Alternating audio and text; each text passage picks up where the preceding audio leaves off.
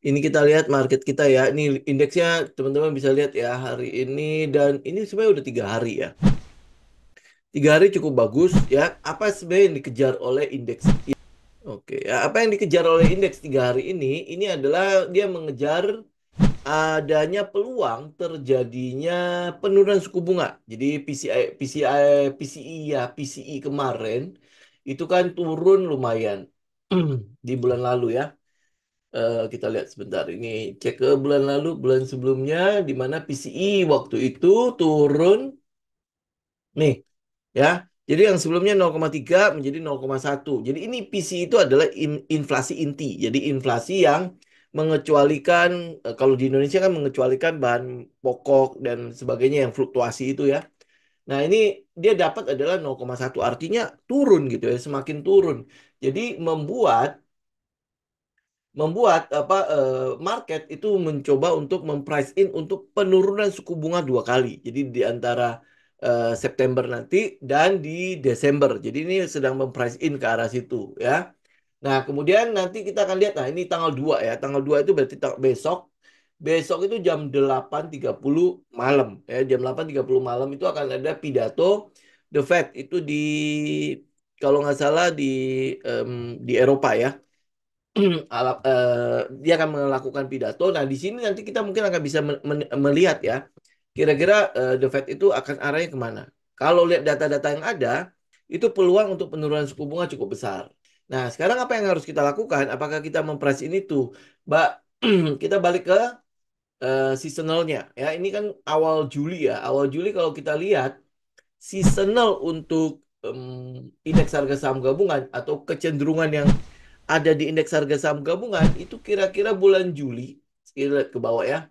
Kalau saya scroll ke bawah, ini kurang lebih up-nya itu 21 kali, down-nya itu 6 kali. Artinya peluang untuk Juli itu ditutup positif itu besar sekali. Yang mungkin nanti kita akan lihat itu kalau Juli itu naik lumayan tinggi, maka Agustus akan ada penurunan. Ya, Agustus. Jadi penurunannya itu mungkin lebih ke arah swing swing ya. Jadi dia mungkin udah naik di Juli gitu ya.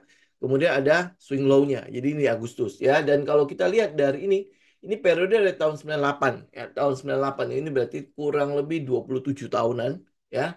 Kita lihat kalau di periode 27 tahun kecenderungan indeks itu adalah di Agustus itu memang cukup jelek.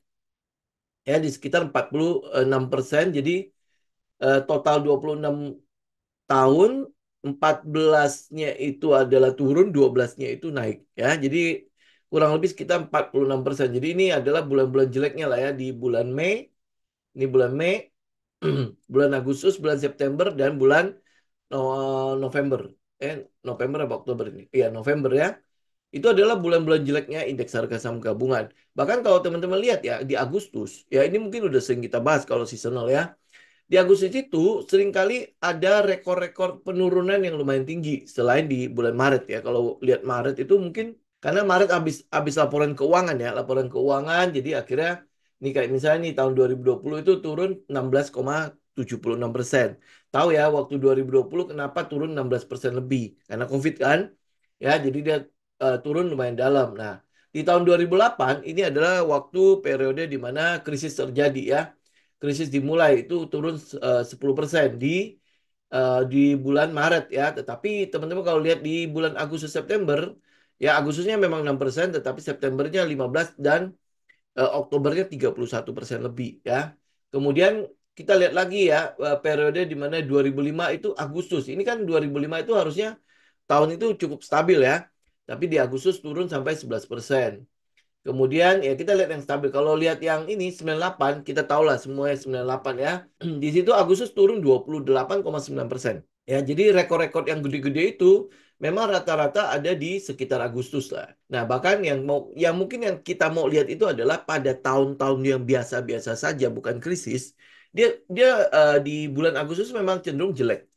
Ya, kecenderungan di Agustus itu memang jelek gitu ya. Jadi makanya kita bilang ini adalah seasonal, oke? Ya, jadi ya apa yang kita lakukan di sini ya kalau misalnya dia naik ya udah, nanti mungkin pasti akan ada swingnya. Jadi artinya di 6.680 itu kemungkinan besar itu adalah bottom untuk saat ini ya sampai nanti akhir tahun. kita lihat price in-nya itu adalah ke suku bunga ya. Jadi suku bunganya kan pasti akan terjadi di sekitar September kan. Jadi market mungkin akan sudah mulai kita bilang apa ya? Suku bunga itu sudah mulai pivot. Pivot itu artinya dia sudah di atas gitu ya. Sudah kalau di mungkin kalau di teknikal kita bilang udah di resisten gitu kan. Dan resisten itu cukup kuat. Tinggal dia eh, mantul turun apa enggak gitu kan. Nah, jadi keputusannya adalah ya kita pantau nanti di Juli ini ada beberapa kejadian kan. Nah, sampai nanti di Agustus. Ya, kalau Juli itu mungkin arahnya itu adalah pemotongan suku bunga. Nah, mungkin Agustus itu masih akan ada swing swing swing ke bawah dulu gitu ya. Ini kalau ini naik gitu ya, ini habis itu dia akan ada swing ke bawah. Jadi ya kita mungkin lihat ya kurang lebih 6.500, 6.600 itu mungkin udah jadi bottomnya si indeks ya. Untuk saat ini mungkin tidak turun sampai ke dalam situ, oke? Nah ini yang kita lihat ya. Nah kemudian kemarin kan ada yang itu ya, ada yang komen ya. Kita ketinggalan di big cap, ya. Kita ketinggalan di big cap. Jadi sebenarnya ambil contoh misalnya kayak BCA, ya BCA. BCA kita tunggu di mana? Tunggu di 8.000 sampai 8.250 kan, ya. Itu trading gayanya kita. Oke, gayanya kita nggak pernah menjemput bola. Jadi, oh karena sahamnya naik, maka kita kejar di situ. Ingat ya, kita nggak melakukan itu.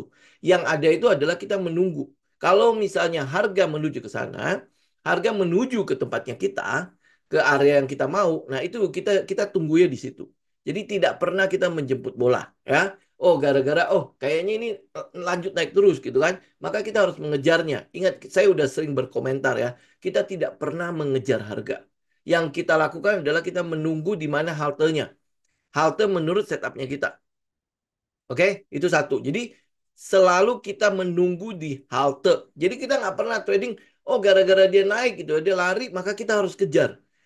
Ya, buat pengetahuan teman-teman lagi ya, sekali lagi ya, rata-rata pengembalian atau rata-rata return untuk saham-saham big cap, ya mungkin saham 4 bank lah, 4 bank besar ya, teman-teman bisa cek lah ya, itu sekitar 7 sampai maksimal berapa ya, sekitar 15% lah maksimal gitu ya, itu rata-rata pengembalian. Rata-rata return untuk big cap ya, karena itulah makanya kita nggak terlalu minat-minat banget dengan big cap. Kenapa ya? Karena returnnya memang kayak gitu. Ini bukan sebuah alasan bahwa excuse bahwa gua nggak kita ketinggalan dengan empat saham big cap ya. Enggak, ya tidak. Memang kita tidak terlalu tertarik gitu. Kecuali ya kita akan melirik big cap, kita akan melirik saham-saham yang gede-gede ini kalau terjadi krisis. Ya, kalau terjadi penurunan yang benar-benar drastis yang terjadi pada indeks. Ya, ini harusnya udah sering saya bicarakan kan. Ya, jadi kalau sampai kita nggak dapat big cap pun nggak pusing. Ya, itu bukan sebuah excuse. Ya, bukan sebuah excuse. Kita nggak pusing. Memang kita nggak punya apa ya? Kita bilang watchlist kita nggak di situ. Kemudian teman-teman lihat ya metodenya kita apa? Saya selalu katakan ya, apalagi waktu market lagi jelek-jeleknya kan, setiap emiten yang kita mau masuki, kita butuh ada 3 hal yang bisa kita perhatikan di situ. Ada 3 hal. Pertama adalah harus ada story, harus ada katalisator, harus ada sentimen, ya harus ada ceritanya, harus ada alasan buat kita masuk. Kenapa kita mencari alasan itu? Karena kita tahu bahwa si gajah yang punya uang banyak itu masuk ke dalam sebuah emiten karena sebuah alasan. Karena dia memprice in sesuatu. Ya bukan gaya trading kayak yang sering kita lakukan. Harga naik satu candle hijau gede gitu ya, maka kita masuk di situ. Ya, maka gajah akan masuk ke situ. Enggak. Memang iya, teman-teman mungkin lihat rally pada 4 big bang itu karena ada inflow. Betul. Ya, betul. Tapi jangan salah teman-teman ya. Inflow mereka itu bisa jadi karena memang itu adalah bagian dari apa namanya kita bilang dollar cost averaging para investor. Ya, bukan sebuah alasan untuk dimasuk ke situ. Ya, mereka bisa aja kan, misalnya dana kelola mereka di reksadana, ya jelek kan. Nah, ini kan kesempatan untuk mereka buat ngambil harga-harga murah. Oke? Nah, sedangkan kalau kita yang trader, berarti kan lu harus sesuaikan dengan setup lu. Ya, ini pertama story-nya dulu nih ya, ceritanya dulu. Kenapa gua harus masuk BCA? Ya, kalau lu ceritanya adalah investing, itu mungkin berbeda ya. Lu berarti udah mungkin udah bisa cicil masuk kan? Ya. Itu kalau cerita investing. Kalau kita cerita trading, alasan kita kan sebenarnya cuma ada 3 tok. Ya. Satu adalah story tentang turnarounds, kedua adalah story tentang cyclicalnya, yang ketiga adalah adanya pendapatan yang tiba-tiba melonjak gitu ya, karena sebuah sentimen atau apapun gitu kan. Ya, nah sekarang teman-teman kalau lihat 4 Big Bang itu, ada nggak alasan di situ? Ada nggak story-nya? Ada nggak alasan kita masuk? Kalau misalnya nggak ada ya sudah. Tetapi kalau dilihat dari setup, memang kita pengen menunggu mimpi kita kan, atau halte kita kan di sekitar 8.000 sampai 8.250. Kalau dia nggak nyamperin kita, masa iya kita samperin harga? Masa iya kita samperin harga? Teman-teman sudah berapa sering menyamperin harga, kemudian hasilnya bagaimana? Ini mungkin sebuah quote yang sangat itu ya. Mungkin sebenarnya teman-teman juga udah sering mendengarnya ya. Kalau teman-teman menggunakan sebuah cara gitu ya, dan hasilnya adalah A atau hasilnya adalah sekian, ya, maka teman-teman nggak mungkin berharap dengan cara yang sama. Lu berharap hasilnya lebih dari yang lu harapkan, benar nggak? Ya, misalnya contoh cara A bisa menghasilkan 100. Ya, cara A udah bisa menghasilkan 100, konsisten 100 di situ. Teman-teman tidak mungkin berharap cara A ini untuk menghasilkan 1.000. Gimana coba caranya? Cara A itu cuma bisa menghasilkan 100. Ya, tidak mungkin menggunakan cara A untuk menghasilkan 1.000. Nah, lu kalau misalnya mau menghasilkan 1.000, bagaimana caranya? Harus merubah caranya. Gitu kan? Kalau dulu lu sering mengejar-ngejar harga, nah lu coba cek hasilnya bagaimana. Nah, kalau hasilnya bagus, silakan lanjutkan. Ya, lanjutkan dengan cara itu. Tapi kalau hasilnya tidak bagus, apa yang harus lakukan? Lu harus merubah cara lu. Gitu. Saya nggak terlalu itu ya. Saya bukan apa, teman-teman mau berkomentar seperti apapun nggak masalah gitu ya. Tapi yang penting adalah tolong setiap kali komentar lihat dulu keseluruhan dari video itu. Kan banyak orang sekarang ya, cuman baca doang judulnya, kemudian habis itu udah tinggal komen. Nah, yang saya kasihan itu adalah mereka yang tidak sempat ngeliat videonya, tapi baca komen udah lihat, udah kayaknya udah ngerti gitu lah, udah apa aja di dalam situ. Jadi dengan komentar-komentar itu, padahal komen itu belum tentu dia nonton loh. Nah, isinya seperti apa? Kayak kalau misalnya kalau kita bicara mengenai sentimen ya atau katalis gitu ya, kita bicara susu kan. Ya, kenapa susu? Ya, nah kalau teman-teman pasti udah tahu ya. Kenapa? Karena kita ngikutin kan ada story yang udah kita research di dalamnya. Nah, sehingga akhirnya kita bisa melihat bahwa oh, emiten-emiten mana yang kira-kira berdampak. Itu alasan buat kita. Itu sebuah story yang terbangun gitu loh. Ya, sehingga kita mau memprice in duluan. Gitu kan? Itu satu. Itu alasan pertama. Lu kalau nggak ada story, gue nggak akan kejar.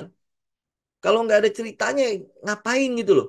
Gajah juga pasti nggak bakalan masuk situ. Nggak ada story, nggak ada apa-apa, ngapain dia mau, dia ke situ. Gitu kan, nggak ada sesuatu yang dia price in. Tidak ada sesuatu yang ke depannya akan menguntungkan si gajah itu. Bagaimana mungkin si gajah itu mau melakukan investasi atau apa namanya, memborong atau mengakumulasi sebuah saham. Gitu? Ya, make sense nggak? Ya, artinya kalau lu mau trading dengan gayanya si gajah, ya lu harus minimal ikut dong caranya dia. Gitu, lu mau hidup, misalnya contoh ya, kan teman-teman sering itu ya, lihat orang kok bisa berhasil gitu kan. Lu pengen lihat kan caranya bagaimana untuk bisa berhasil kan. Berarti apa yang lu lakukan? Ambil caranya dia. Ya, bagaimana dia kerja keras, bagaimana dia jatuh bangun, jatuh bangun, jatuh bangun. Itu kan harus lu lewatin kan. Ya, nah demikian juga dengan trading. Kalau lu mau ikut gajah ya lu harus pakai caranya dia, bukan cara lu. Sehingga nanti gajah ikut kita. Kan nggak mungkin. Gitu kan. Nah, sekali lagi lu evaluasi. Kalau lu selalu menjemput harga, mengejar-ngejar harga, ini bus udah lagi lari, truk ini lagi lari, kemudian lu berusaha untuk stopin buat biar bisa naik. Nah, kalau lu udah sering menggunakan cara itu, coba deh lihat hasilnya gimana. Kalau hasilnya bagus, lanjutkan. Ya, tapi kalau misalnya hasil nggak bagus, apa yang harus lo lakukan? Itu poinnya, ya. Kalau dalam trading itu poinnya. Kalau lu nggak mau menikmati prosesnya, maka nggak ada progres pasti. Oke, saya bisa jamin itu. Kenapa? Karena saya dulu juga begitu kan.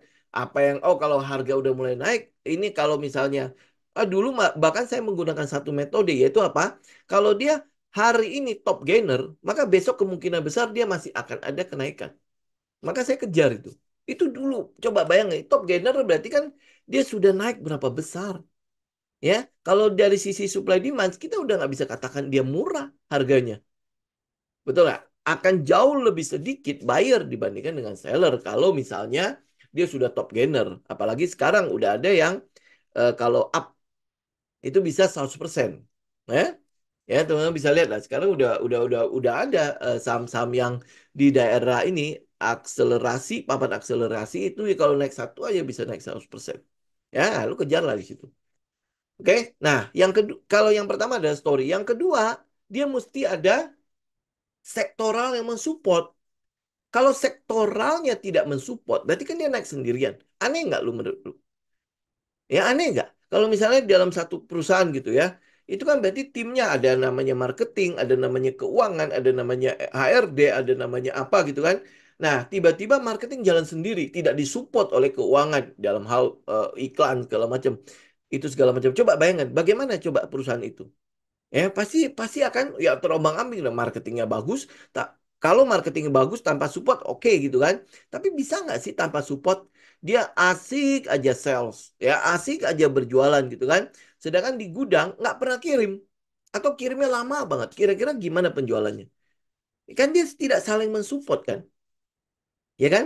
Nah, demikian juga kalau teman-teman lihat di trading kan, kalau sektoralnya mensupport, maka kita tahu memang sektornya sudah cukup bagus. Memang lagi ada sentimen itu.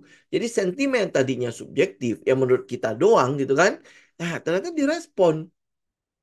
Ya, jadi kan semakin menguatkan apa yang kita analisa kan, ya. Nah, yang ketiga adalah soal setup.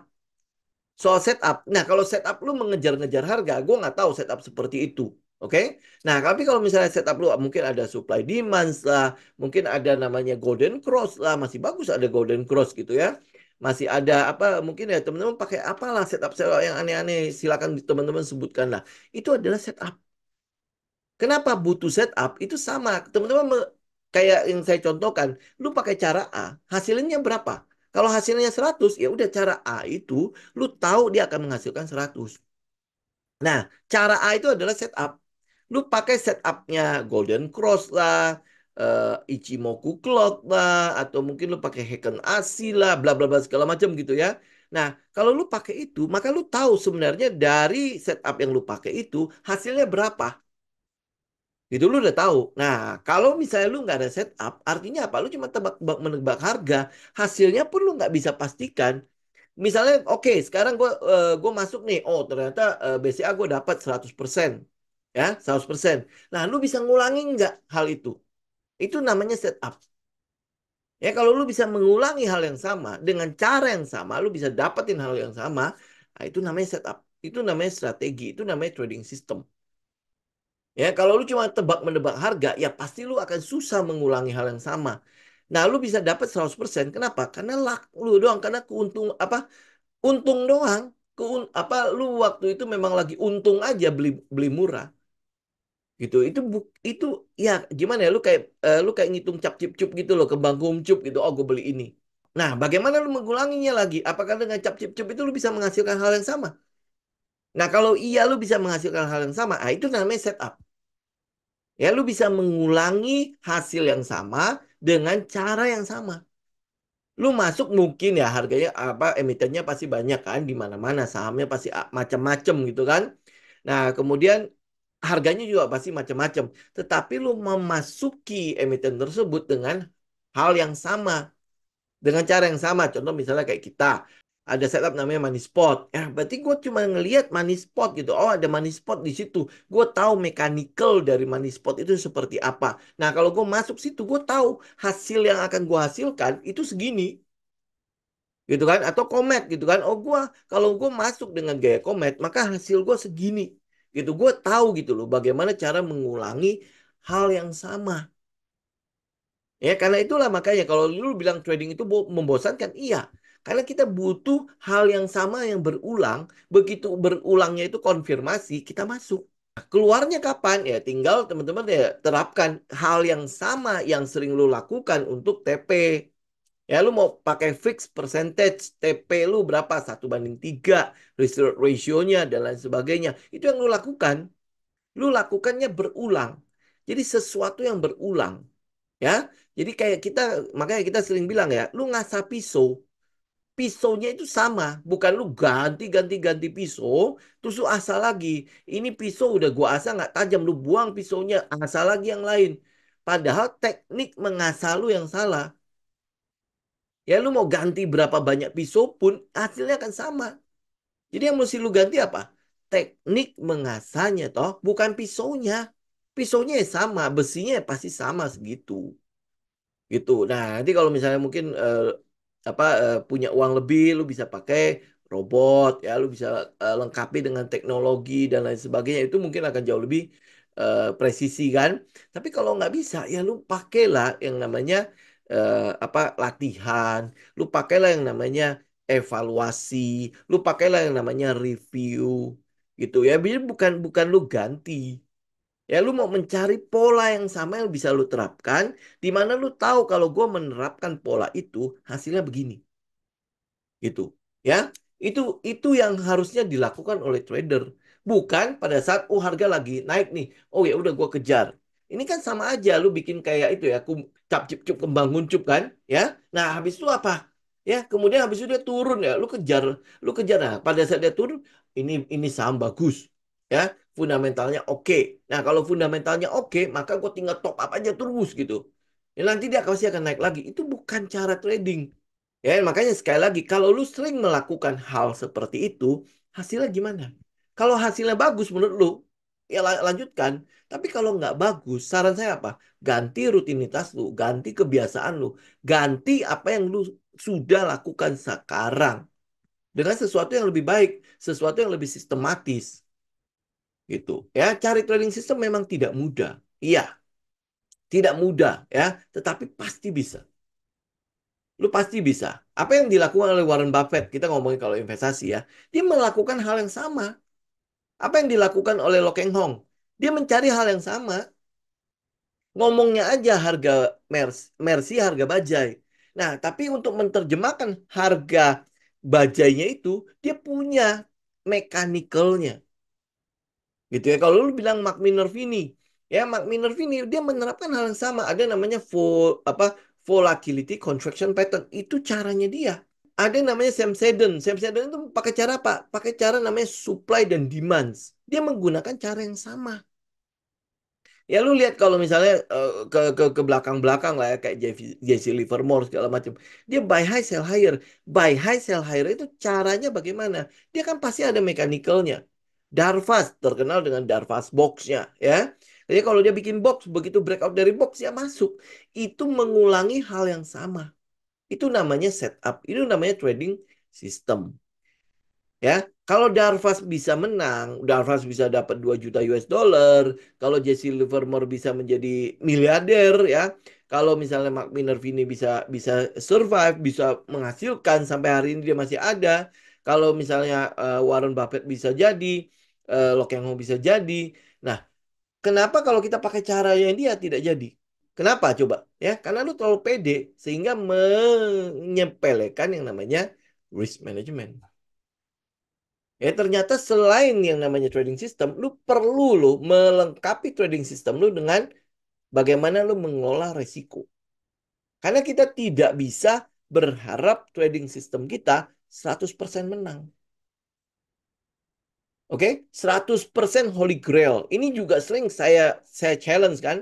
Lu kalau teman-teman kalau misalnya punya sebuah trading system yang pasti untung, ya pasti untung itu 100% untung gue mau masuk dengan dimanapun dengan emiten manapun ya itu pasti untung kasih tahu gue ya gue akan jual yang lain-lain jual semua aset gue untuk beli itu ya kenapa karena itu 100% untung kalau 100% untung kenapa gue nggak berani berkorban untuk yang lain ya toh itu pasti akan kebeli sama gue ini trading system yang 100% untung ada nggak nah kalau nggak ada maka lu harus mengedepankan yang namanya risiko itu namanya setup. Ya, setup yang kita lakukan, yang pada saat kita entry, itu kita udah hitung bahwa ini risikonya adalah risiko yang terukur. Yang sudah kita ukur, yang kita sudah tahu bahwa, oh kalau misalnya ini ternyata market tidak setuju sama gua, maka di sini gua keluar. Ya gua keluar udah. Nah, itu memang resiko atau rugi yang sudah kita rencanakan. Yang sering kali terjadi apa? Rugi lu itu kan membengkak kan? Nah itu kalau pembengkakan rugi itu bukan direncanakan. Saya nggak yakin loh, teman-teman, kalau misalnya trading atau melakukan analisa, research atau udah persiapan sebelumnya, meresikokan, meresikokan setiap modal kita itu bisa sampai habis. Nggak mungkin. Bisa sampai 30-40%. Nggak mungkin. Lu bikin stop loss apaan sampai 30-40%? Ya kan pasti nggak mungkin kan? Atau nah, aku masuk aja sekarang nggak apa-apa. Nanti uangnya udah gue siapin untuk average down. Trader macam apa lu averaging down? Sebuah posisi yang sudah jelas-jelas rugi. Lu averaging down terus. Ini nggak ada trader yang melakukan averaging down. Itu udah jelas merupakan sebuah posisi yang kalah. Kalau kalah ya sudah, teman-teman harus keluar. Itu trading. Gitu ya. Kenapa? Karena kita tahu win rate dari caranya kita itu berapa. Winning rate cara kita berapa. Ya kan saya udah sering ngomong kan. Winning rate dari trading system saya 30%, 40%. Gitu. Nanti ini kita upload ke YouTube kan. Ya, nah nanti lihat komennya bagaimana. 30-40%, gimana lu survive? Gitu kan. Nah, kalau lu nggak mengedepankan yang namanya risiko, win rate 80-90% pun nggak ada gunanya. Kenapa? Karena masih ada risiko 20%, 30%. Begitu lu kena risiko itu, apa nggak habis? Itu kan karena saking pedenya dengan trading sistemnya. Oh, trading sistem gua 70, 80, 90%, mungkin nggak 100. Oke ya, 90% katanya.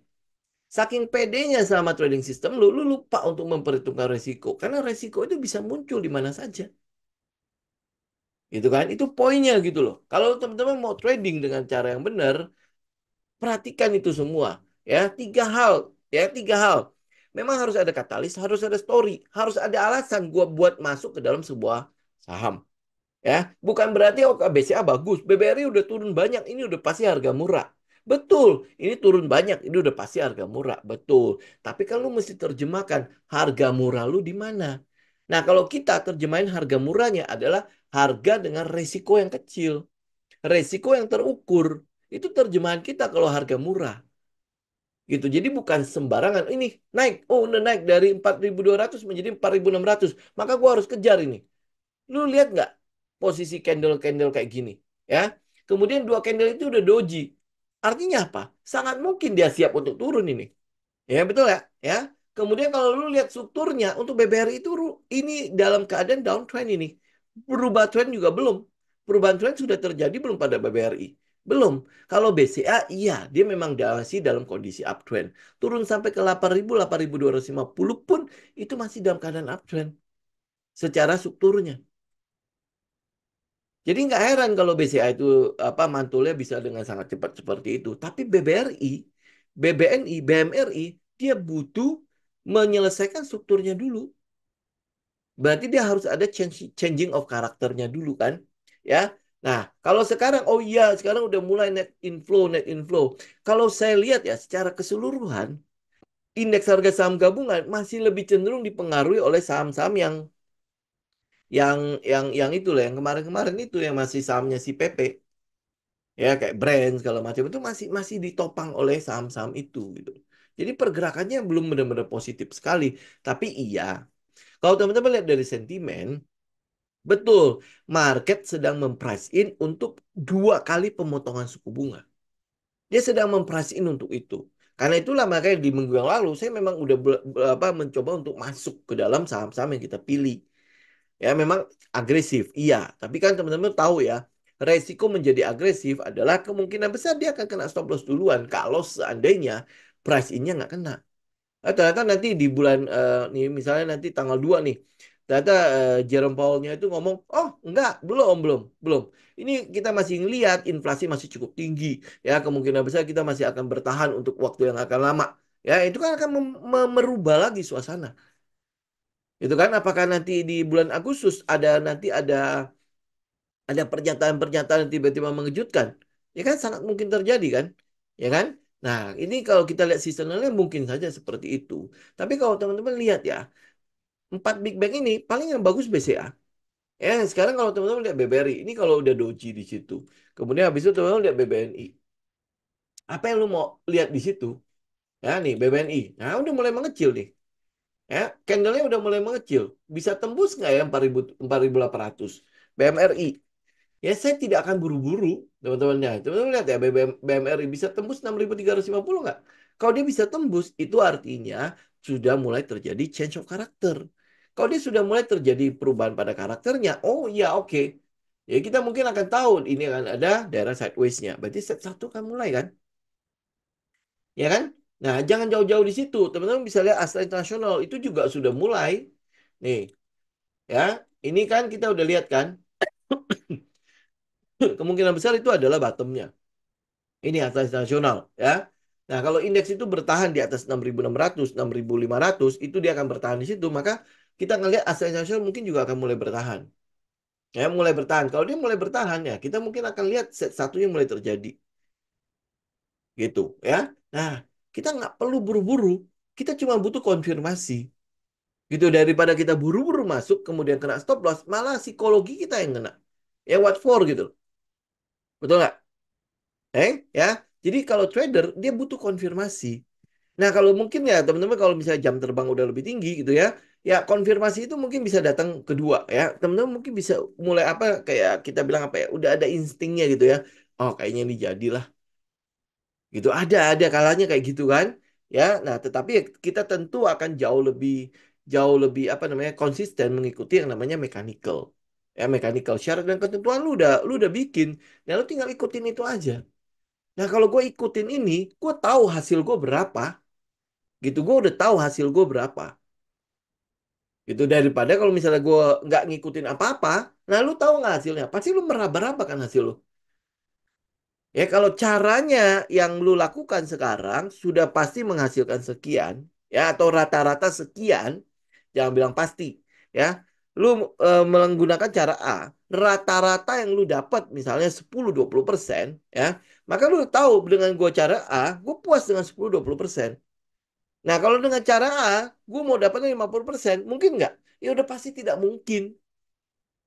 Kecuali lu merubah atau lu melakukan modifikasi terhadap cara A. Lu tambahin jadi A plus kah? Atau tambahin jadi A plus plus gitu kan? Ya, nah mungkin itu bisa meningkatkan persentase return-nya lu. Atau bisa jadi membuat return lu tambah turun. Gitu? Ya, nah tinggal teman-teman harus merubah ini. Kalau lu udah pakai cara yang sama, hasilnya segitu, ya sudah itu adalah hasil optimal dari cara itu. Nah, kalau teman-teman sering kali mengejar harga, oh ini harga udah naik nih. Ya, Astra International udah naik nih. Hari ini naik 4%. Wah, besok gua kejar nih. Nah, kalau lu menggunakan cara itu, ya ekspektasi lu mau ngasilin berapa? Ya, karena teman-teman pasti bukanlah orang-orang baru dalam dunia trading ini. Ya, yang lu pakai itu pasti cara-cara yang itu juga gitu kan. Nah, hasil lu berapa? Coba cek gitu kan. Nah, kalau hasilnya bagus, lanjutkan. Berarti mechanical lu begitu. Setiap kali ada saham yang harganya naik, lu kejar. Gitu kan? Ya. Nah, tapi kalau misalnya hasilnya tidak baik, maka apa yang harus lakukan? Rubah cara lu. Rubah kebiasaan lu. Ya. Rubah rutinitas lu. Ya, orang-orang motivasi kan udah sering ngomong begitu kan ya. Lu mau mengharapkan hasil yang berbeda dengan menerapkan cara yang sama. Bagaimana ceritanya? Ya, bagaimana ceritanya?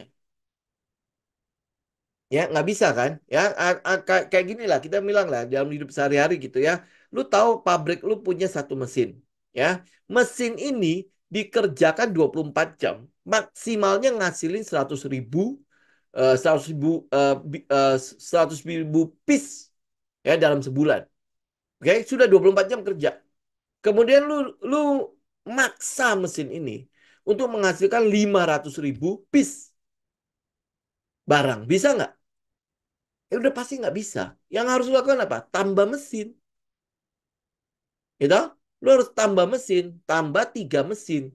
Sehingga dia bisa menghasilkan 600.000 piece. Ya, sehingga bisa memenuhi tuntutan lu. Tapi kalau lu udah tahu, udah kerja 24 jam mesinnya, cuma ngasilin 200.000 piece. Ya, tapi lu maksa dia mengeluarkan 500.000 piece. Gimana coba caranya? Nggak bisa kan? Ya, nah demikian juga dengan trading. Kalau setup lu menghasilkan 10-20%, ya sudah puas di situ. Kalau lu merasa udah puas, udah nggak usah kutak-atik sistemnya lu. Tapi kalau lu merasa tidak puas, nah coba utak-atik, siapa tahu lebih presisi. Sehingga dia bisa menghasilkan lebih besar. Gitu kan. Nah, utak-atiknya gimana? Yang sering saya lakukan adalah kalau lu salah, itu adalah kesempatan lu udah mengutak-atik. Pada saat lu salah. Atau mungkin kena stop loss dengan di mana stop lossnya itu berulang begitu aja. Nah, bagaimana caranya gue menghindari kena stop loss itu? Ya, sehingga dia belum kena stop loss atau mungkin stop loss gue pelebarnya dengan bagaimana caranya sehingga pada saat dia turun oke dia turun ya tetapi tidak sampai kena stop loss dia udah mulai naik kembali. Ya jadi gua nggak kena yang stop loss hunter begitu ya. Nah lu tinggal merubah atau memodifikasi trading sistemnya lu, bukan menggantinya. Gitu. Ya. Jadi sekali lagi kalau lu mau menghasilkan sesuatu yang lebih, ubah kebiasaan lu, ubah rutinitas lu, ubah trading system lu. Ya, ubah dalam arti memodifikasi. Ya, modifikasi cari trading system yang pas buat lu. Pas dengan karakternya lu. Kalau lu orang sibuk ya jangan cari yang scalping gitu. Kalau lu misalnya oh lu gua nggak ada kerjaan, ya kalau nggak ada kerjaan ya mungkin lu bisa cari yang scalping, ya lu bisa mantau segala macam kan. Kalau misalnya lu bekerja, ya lu bekerja apa yang harus gue lakukan? Gue pakai swing nggak, pakai position. Nah cari di wilayah itu. Oh Goto yang crossing itu yang 6 triliun itu ya. Itu di harga 430 lebih ya. Itu nggak tahu ya, salah mencet atau apa ya. Karena itu gede banget tuh. Ya, besar sekali ya. Nah, sedangkan kalau kita lihat dari Gotonya, ini kan udah di stay di 50 kan. Kemudian yang kita takutkan itu adalah dia masuk ke papan pemantauan khusus ya. Bisa jadi ada full call option lagi kan untuk si Goto. Nah, yang kita lihat pada saat dia ke Gocap pun, likuiditasnya gede banget. Ya, likuiditasnya besar banget. Nah, saya nggak tahu yang crossingnya itu 6,1 triliun itu diambil dari mana. Ya, yang saya harapkan itu ya dia ngambil dari itu loh eh, yang people metaverse itu yang masih nggak tahu masih berapa miliar lembar itu. Ya, kalau itu dia bisa kurangin, itu mungkin akan ke depannya akan lebih baik fotonya. Oke, ya. Tapi ini ya teman-teman juga mesti perhatikan Goto. Ya, Goto itu memang saya udah sering katakan ya, jeleknya itu adalah di saham itu, saham yang metaverse itu. Kemudian yang kedua adalah jumlah saham beredarnya. Itu kalau nggak salah sekarang udah mendekati 80% malah.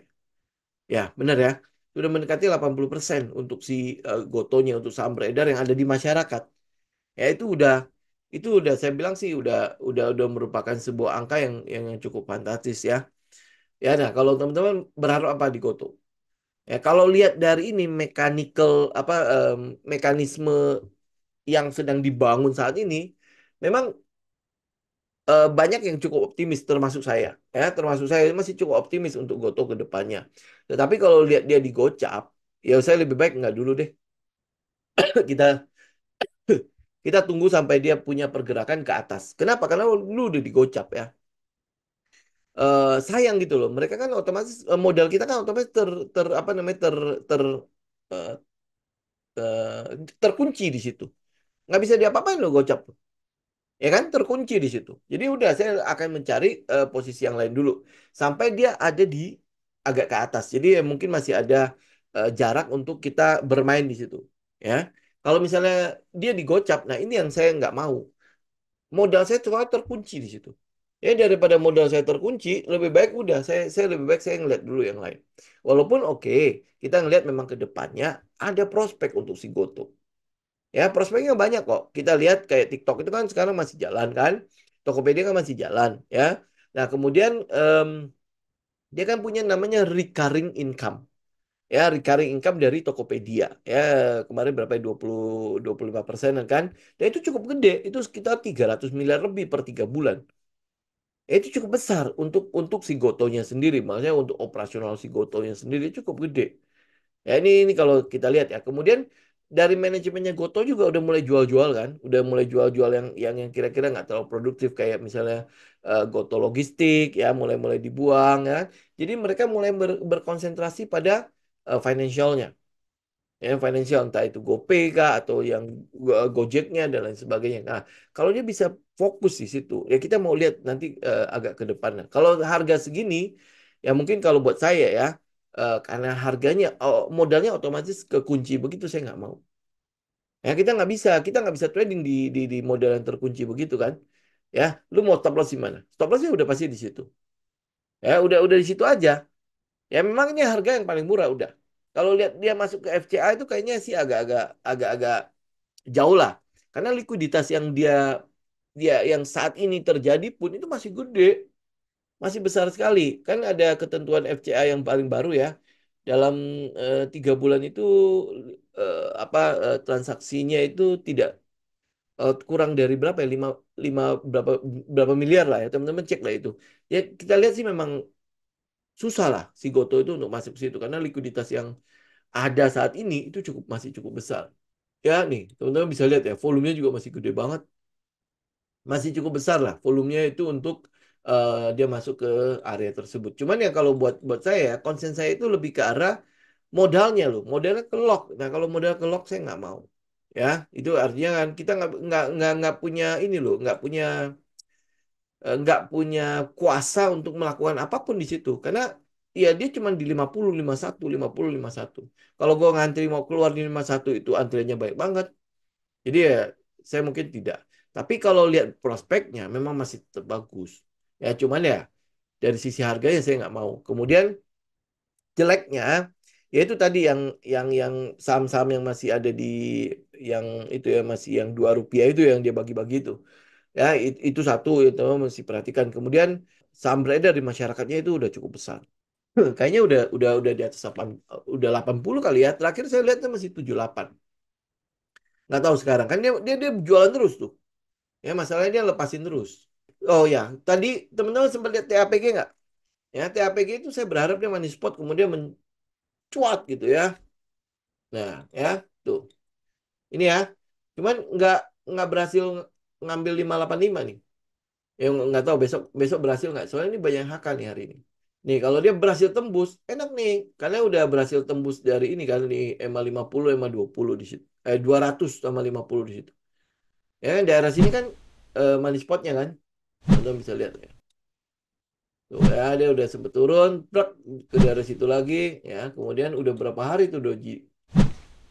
Ya udah berapa hari tuh doji ya. Nah hari ini saya sih berharap adalah dia lebih gede dari sekarang. Ini naiknya berarti cuma 2,68 ya.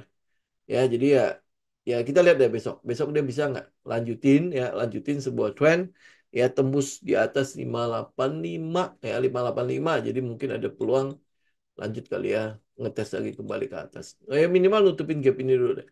Itu TAPG ya. Makanya tadi saya sempat posting ya saya berharap adalah dia bisa gede. Ya, dia bisa gede. Tapi ini udah cukup gede sih sebenarnya ya. Ya, udah engulf kan? Udah engulf sampai ke sini nih. Ya, sampai mana nih? Sampai candle ini udah di engulf. Ya, udah lumayan gede. Jadi yang money spot ini sudah di engulf dengan pergerakan satu ini. Ya, lumayan lah. Tapi akan lebih baik kalau dia bisa tembus di atas 585. Ya, dia bisa tembus di atas 585 mungkin ada ini peluang tuh. Ya, ini TAPG. Kalau update yang lain kayak misalnya JPFA itu juga sama ya. Kayaknya masih itu tuh.